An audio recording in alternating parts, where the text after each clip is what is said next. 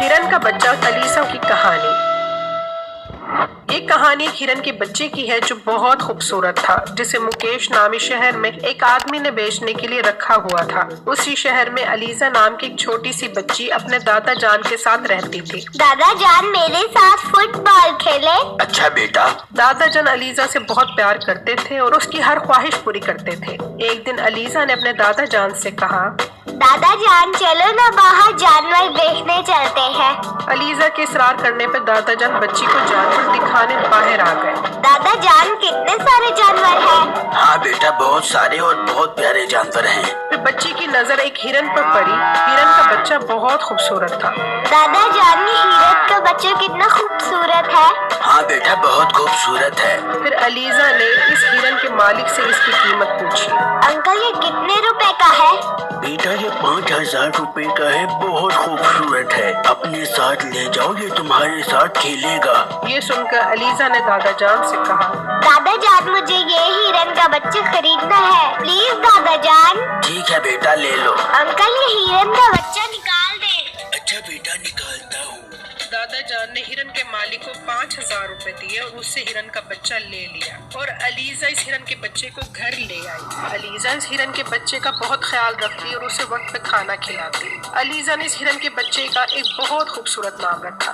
आज से तुम्हारा नाम पिंकी है, मैं तुम्हें पिंकी कहा करूँगी। अलीसा के घर के पास एक चालाक लोमड़ी रहती थी। वो लोमड़ी बहुत होशियार थी और हर वक्त अलीसा को खाने का सोचती रहती थी। मुझे किसी दिन मौका मिल जाए तो मैं इस बच्चे को खा लूंगी, इसका गोश्त बहुत मजेदार होगा। एक दिन दादा जान अलीसा के पास आए। बेटा तुम इस हिरन के बच्चे के साथ खेलो, मैं बाजार से कुछ सामान लेकर आ रहा हूँ और घर से बाहर बिल्कुल मत निकलना। ठीक है दादा जान। ये कहकर दादा जान सामान लेने बाजार चले गए और पीछे से लोमड़ी को मौका मिल गया। आज तो बहुत अच्छा मौका मिला है, आज मैं इस बच्चे को मारकर खाऊंगी। चालाक लोमड़ी घर आ गई। वो यहाँ तो बच्ची के साथ हिरन का बच्चा भी खाने को मिलेगा, वह मजा आ गया, आज की तो दावत हो गई। ये कहकर लोमड़ी ने बच्ची पर छलांग लगाई। अलीसा जमीन पर गिर गई। ये देखकर हिरन के बच्चे ने लोमड़ी को अपने सींग मारे तो लोमड़ी दूर जाकर गिर गई। ये इस हिरन के बच्चे में इतनी ताकत कहाँ से आ गई, मुझे यकीन नहीं आ रहा। यहाँ से चले ही जाना चाहिए, कहीं लेने के टेने ही ना पड़ जाए। ये कहकर लोमड़ी ने इसी में अपनी आफियत जानी और वहाँ से भाग गई। अब पिंकी बच्ची के पास आया। बच्ची बेहोश हो चुकी थी। पिंकी ने अलीसा को उठाने की बहुत कोशिश की लेकिन वो होश में नहीं आई। पिंकी बहुत उदास हुआ और रोने लग गया। इतने में दादा जान घर आ गए। ये तुमने क्या किया है? मैं बच्ची के साथ तुम्हें कितने प्यार से घर लेकर आया था, मैं तुम्हें नहीं छोड़ूंगा। दादा जान ने डंडा उठाया और पिंकी को मारना शुरू कर दिया। इतना मारा कि पिंकी मर गया और दादा जान अलीसा को उठाकर हॉस्पिटल ले गए। या अल्लाह, मेरी बच्ची को बचा ले, मैं अपनी बच्ची के बगैर नहीं रह सकता। कुछ देर बाद अलीसा को होश आ गया और उसने दादा जान से कहा, दादा जान पिंकी कहाँ है? बेटा पिंकी ने तुम्हें मारा है और तुम्हें इस हाल पे पहुंचा दिया है, मैंने पिंकी को मार दिया है। अलीसा उठकर बैठ गई और रोते रोते कहने लगी, दादा जान मुझे पिंकी ने नहीं मारा, बल्कि इसने मेरी जान बचाई है। एक लोमड़ी घर पे आ गई थी, उसने मुझ पे हमला कर दिया था और मुझे खाने की कोशिश कर रही थी।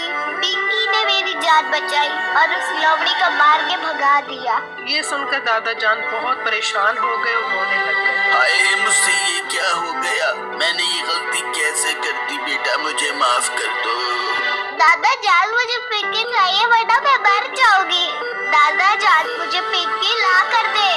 अब दादा जान को अपनी नादानी पर बहुत अफसोस हो रहा था। इतने में बच्ची की सांसें बंद हो गई। बेटा मुझे छोड़कर मत जाओ, मैं तुम्हारे बगैर कैसे जीऊंगा?